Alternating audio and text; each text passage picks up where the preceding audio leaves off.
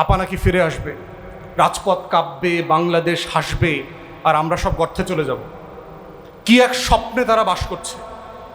24-এর এই উপলব্ধির জায়গাটাই আমরা আশা করছি রাজনৈতিক দলগুলো ভাববে এবং নতুন করে বুঝবে।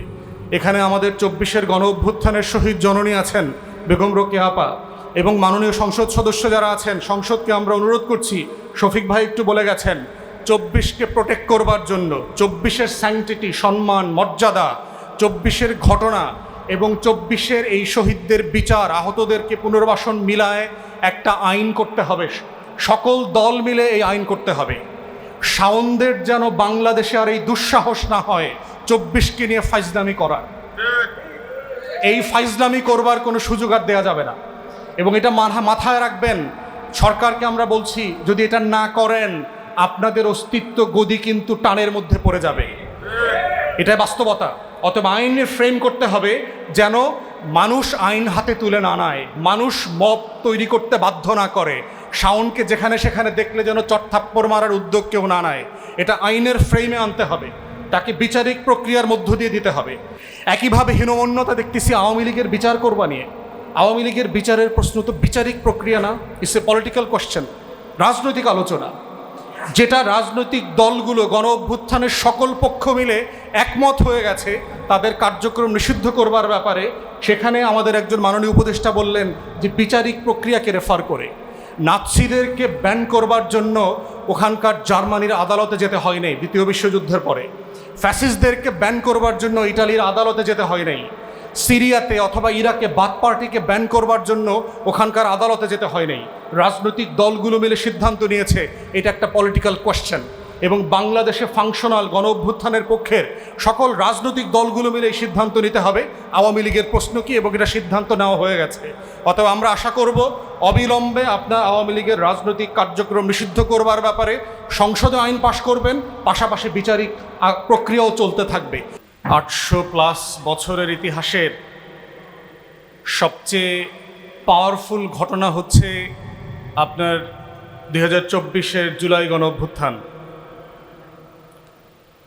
সেই 1204 সালে যখন ইখতিয়ার উদ্দিন মোহাম্মদ বিন বখতিয়ার খিলজির বাংলা বিজয়ের পরে এখানকার যে জালেম শাসক গোষ্ঠী ছিল সেন বংশের, লক্ষণ সেন পিছনের দরজা দিয়ে পালিয়ে যাওয়ার পরে যে মুক্তির নেশা এই অঞ্চলের মানুষকে বছরের পর বছর, দশকের পর দশক, শতকের পর শতক ধরে প্রচণ্ড রকম করে উদ্বেলিত করেছে, সেই ঘটনার ধারাবাহিকতাই সবচেয়ে কালেকটিভ মেমোরি, আমাদের সম্মিলিত স্মৃতির জায়গায় সবচেয়ে পাওয়ারফুল স্মৃতি হচ্ছে এই জাতির 2024-এর গণ অভ্যুত্থান। এবং এটাকে যদি আপনি অন্য যে কোনো ঘটনার সাথে তুলনা করেন দেখবেন যে অনেক মিলের জায়গা যেমন আছে, আবার এই ঘটনাই আমাদের ইতিহাসের অনেক ইউনিক ঐতিহাসিক অনুষঙ্গের জন্ম দিয়েছে। মিলের জায়গা হচ্ছে যে আমাদের 24-এও জালেম শাসক ফেরাউন ঠিক একইভাবে লক্ষ লক্ষ তরুণ যুবাদের, সিপাহী সৈন্যদের ভয়ে গণভবন থেকে পালিয়ে পিছনের দরজা দিয়ে চলে গেছেন। তখন তার টেবিলে খাওয়ার সময় গরম ভাত ছিল, ফ্রিজে রান্না করা খাবার ছিল, কিন্তু খাবারটা জুটে নাই।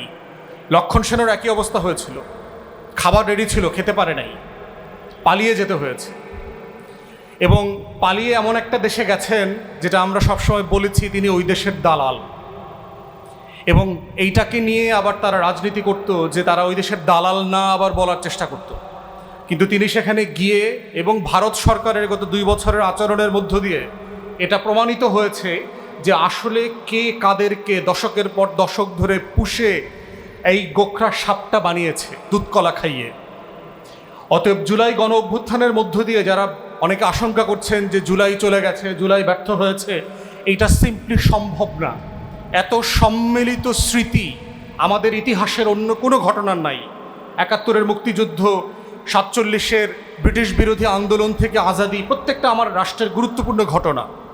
কিন্তু তথ্য প্রযুক্তির কারণে, মোবাইল ইন্টারনেটের কারণে যেটা হয়েছে যে লক্ষ লক্ষ মানুষের স্মৃতি থেকে এইটা এখন অডিও ভিজুয়াল ফর্মে চলে গেছে এই মেমোরিটা। তাই আপনারা দেখবেন জুলাই আসলে যেটা হয়, আমরা প্রতি বছর নতুন নতুন ভিডিও দেখতে পাচ্ছি, নতুন নতুন ঘটনা আপলোড হচ্ছে। গত কয়েকদিন আগে প্রথমবার এই ভিডিওটা দেখলাম যে একজন গুলিবিদ্ধ তরুণ শহীদ হবার আগে তাকে যারা আহত অবস্থায় তুলে নিয়ে যাচ্ছে তাদেরকে সে বলছে আমার মায়ের ফোন নাম্বারটা রাখেন, তাকে একটু জানিয়ে দেবেন যে আমার লাশটা কোথায় আছে। অতএব এই যে সম্মিলিত স্মৃতি, মেমোরি, এবং সবচেয়ে বড় অর্জন যেটা আমরা দেখতে পাচ্ছি সেটা হচ্ছে রাজনৈতিক দলগুলো যখন জুলাইয়ের আকাঙ্ক্ষা থেকে পিছনে ফিরে আসতেছে, আমাদের তরুণরা, আমাদের যুবকরা রাজনীতির বাইরে এসে জুলাইকে ধারণ করছে, জুলাইয়ের মালিকানা নিচ্ছে। এবং তরুণরা, যুবকরা যখন জুলাইয়ের মালিকানা নিয়ে নেবে তখন বুঝতে হবে যে বর্তমান রাজনৈতিক দলগুলো কীভাবে অপ্রাসঙ্গিক হয়ে গেছে, তারা জুলাইকে ধারণ করতে পারছে না। এবং এই ঘটনাগুলো কিন্তু বারবার ঘটতেছে। গত প্রায় 10 বছর ধরে যদি দেখেন, কোটা বিরোধী আন্দোলন হয়েছে তরুণদের নেতৃত্বে, কিন্তু কোনো রাজনৈতিক ছাত্র সংগঠনের নেতৃত্বে না। ভ্যাট বিরোধী আন্দোলন হয়েছে তরুণদের নেতৃত্বে, কিন্তু কোনো ছাত্র সংগঠনের নেতৃত্বে না। নিরাপদ সড়ক চাই আন্দোলন হয়েছে আমাদের শিশু, কিশোর, আমাদের তরুণদের নেতৃত্বে, কিন্তু কোনো রাজনৈতিক দলের নেতৃত্বে না। ঠিক একইভাবে 24-এর গণ অভ্যুত্থান দেখেন, আমাদের বড় বড় রাজনৈতিক দলগুলো গত 17-18 বছর ধরে টানা ফ্যাসিবাদ বিরোধী লড়াই করেছে, কিন্তু তাদের নেতৃত্বে এই গণ অভ্যুত্থানটা হয় নাই। কিন্তু তাদের অনেক ত্যাগ আছে, তারা ফ্যাসিবাদের হাতে মজলুম ছিলেন, জুলুমের শিকার হয়েছেন। অতএব এই যে তরুণদের ভিতরে একটা অনুভূতি তৈরি হচ্ছে যে বছরের পর বছর ধরে যে রাজনৈতিক দলগুলো আসলে আমাদের কথা শুনছে না, আমাদের আকাঙ্ক্ষাকে বুঝতে পারছে না, আমাদের স্বপ্নগুলো নিয়ে তাদের কোনো ভাবনা নাই, তারা এক ভিন্ন গ্রহে থাকেন।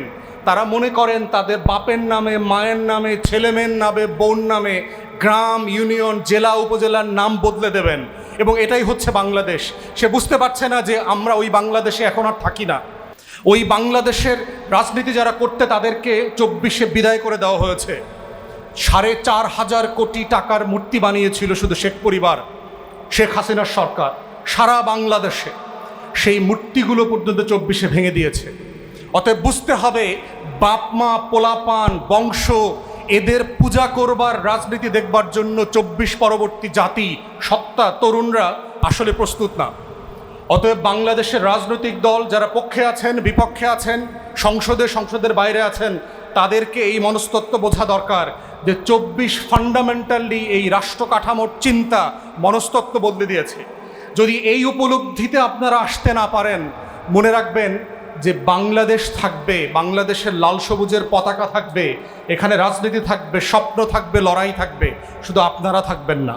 যেভাবে আওয়ামী লীগের মতো নাই হয়ে গেছেন, বাংলাদেশের সকল রাজনৈতিক দলগুলো, পুরাতন দলগুলো যারা পারিবারিক বংশধারার ভিত্তিতে মনে করছেন তারা জন্মগতভাবে এই দেশ শাসন করবার অধিকার নিয়েছেন, আপনারাও থাকবেন না। এটাই পৃথিবীর ইতিহাস, বারবার এটা হয়েছে। এবং দেখেন, আওয়ামী লীগের সেক্রেটারি ওবায়দুল কাদের গত কয়দিন আগে বলেছে ভিডিও বার্তায় যে অনুশোচনা তো দূরের কথা, লাশের বদলে লাশ, চোখের বদলে চোখ, ভায়োলেন্সের বদলে ভায়োলেন্স করাবে তার নেতাকর্মীদেরকে দিয়ে। মানে তারা পৃথিবীর কোন জায়গায় বাস করছে, তারা নাকি ফিরে আসবে। এবং এই উপলব্ধির জায়গা থেকেই হচ্ছে বাংলাদেশকে গড়ে তোলার যে লড়াই, সেই আজাদির লড়াইটা শত শত বছর ধরে চলবে। 1204 থেকে শুরু হয়ে এটা 24-এ শেষ হয়ে যাবে না। এই মুক্তির লড়াই আমাদের মঞ্জিলে মাকসুদ পর্যন্ত, যতদিন পর্যন্ত এই দেশটা স্বপ্নের দেশ না হয়, ততদিন পর্যন্ত আমরা আমাদের সেই লড়াই চালিয়ে যাব। সবাইকে অসংখ্য ধন্যবাদ। আসসালামু আলাইকুম।